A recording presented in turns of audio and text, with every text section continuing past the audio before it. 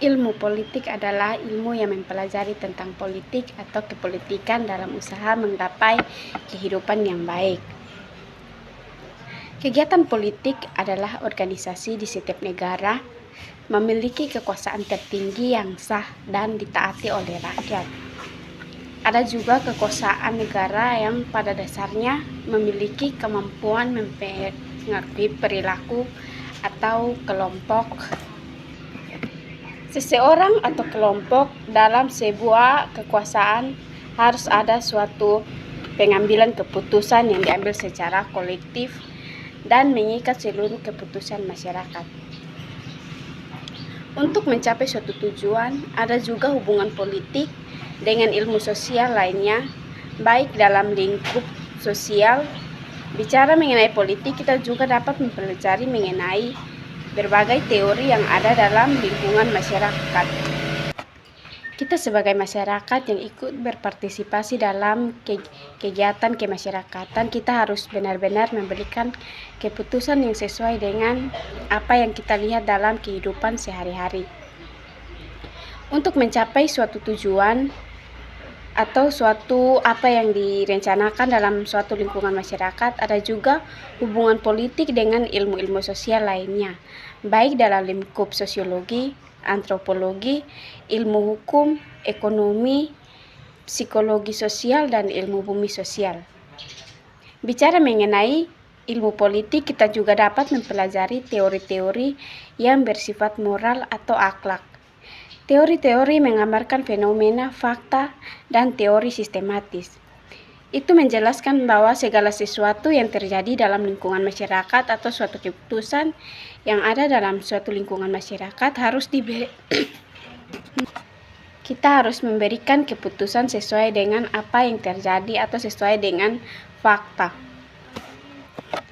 Dalam teori sistematis, kita juga dapat menggambarkan dan membandingkan secara rinci sesuatu atau mencari penjelasan berdasarkan rasio, berdasarkan diri atas pandangan-pandangan yang sudah lazim, dan menentukan sikap kejadian dihadapi baik dalam lingkungan masyarakat dan bernegara yang bertujuan untuk menciptakan kebahagiaan bagi masyarakat. Ada pula suatu pendekatan dalam suatu negara. Dalam pendekatan ini, negara menjadi fokus terutama dalam segi konstitusional. Ada juga dalam segi yuridis.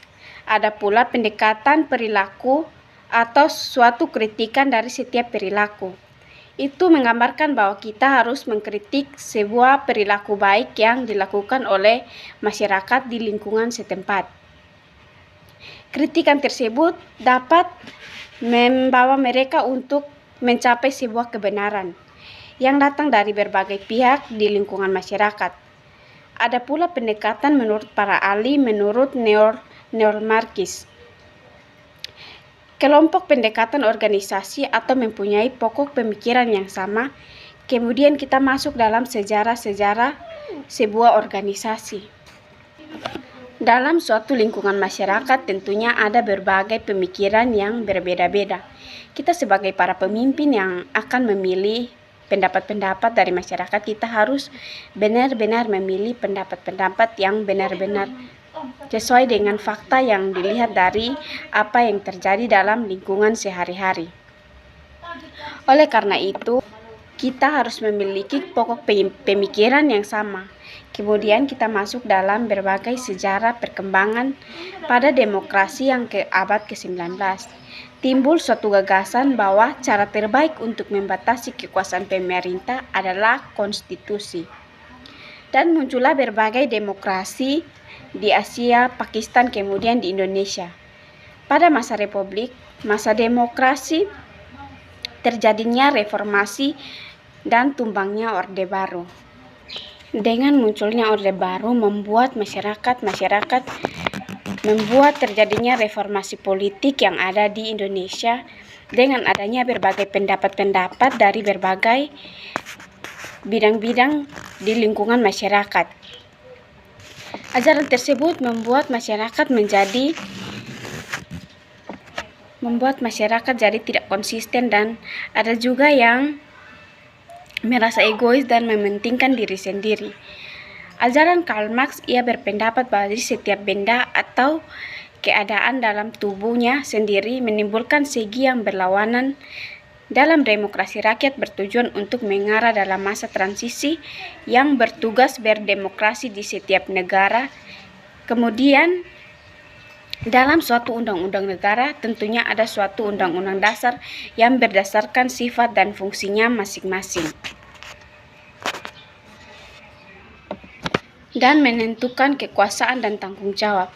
Kita sebagai masyarakat yang baik harus benar-benar bertanggung jawab dan ikut berpartisipasi dalam berbagai kegiatan kenegaraan. Dari berbagai alat kenegaraan dapat dilihat dari berbagai segi undang-undang dasar dan konferensi hasil dari keadaan material dan spiritual. Dilihat dari segi material, bahan adalah suatu benda yang dari mana kita dapat melihat suatu keutuhan dari suatu benda. Dilihat dari segi spiritual, yang menentukan suatu kewajiban yang dimiliki oleh suatu masyarakat. Dari masa ia dibuat, ada pula pergantian undang-undang dasar. Adanya perubahan-perubahan undang-undang dasar atau amandemen, dan ada yang bersifat tertulis, ada juga yang bersifat tidak tertulis. Dan undang-undang dasar kaku. Ada pula dalam suatu negara tentunya hak asasi dari setiap warga negara yang mempunyai kewajiban atau tanggung jawab. Contohnya kita sebagai mahasiswa, kita mempunyai hak untuk belajar. Di lingkungan masyarakat kita juga mempunyai hak untuk memberikan suatu pendapat dalam lingkungan masyarakat.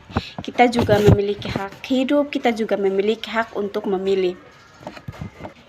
Kewajiban atau tanggung jawab terhadap masyarakat di mana ia berada. Dengan adanya perkembangan hak asasi manusia di Eropa, dia mencakup hak politik sipil yang mendasarkan hak untuk diperiksa di muka hakim. Pada hak asasi abad ke-21 dan abad ke-20 terjadinya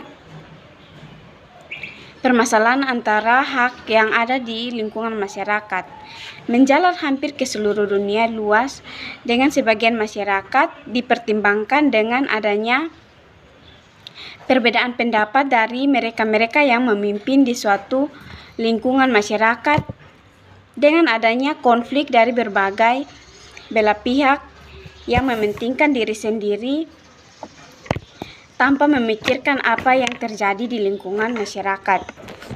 Akhir-akhir ini sering terjadi banyak sekali pengangguran dan kemiskinan di lingkungan masyarakat.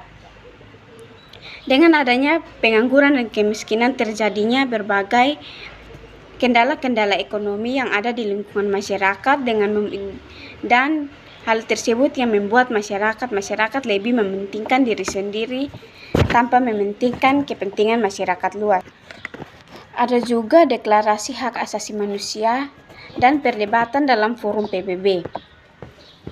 Dan kemudian muncullah hak asasi perempuan. Dalam hal tersebut bukan hanya laki-laki yang memiliki hak, tetapi perempuan juga memiliki hak untuk mengemukakan pendapat di masyarakat luas. Karena sudah sewajarnya mereka dapat memberikan hak, atau mereka juga memiliki hak untuk melaksanakan segala sesuatu sesuai dengan apa yang mereka inginkan, dan memberikan segala pendapat mengenai apa yang mereka anggap sesuai dengan fakta yang terjadi di lingkungan masyarakat. Kita sebagai masyarakat harus benar-benar bertanggung jawab terhadap apa yang terjadi di lingkungan masyarakat, sehingga kita dianggap berpartisipasi dalam setiap kegiatan-kegiatan kemasyarakatan, agar segala sesuatu yang terjadi sesuai dengan apa yang kita sampaikan, dan dapat terciptanya nilai kebersamaan di lingkungan masyarakat, sehingga masyarakat dapat hidup dengan damai dan sesuai dengan aturan-aturan yang ada di lingkungan masyarakat tersebut.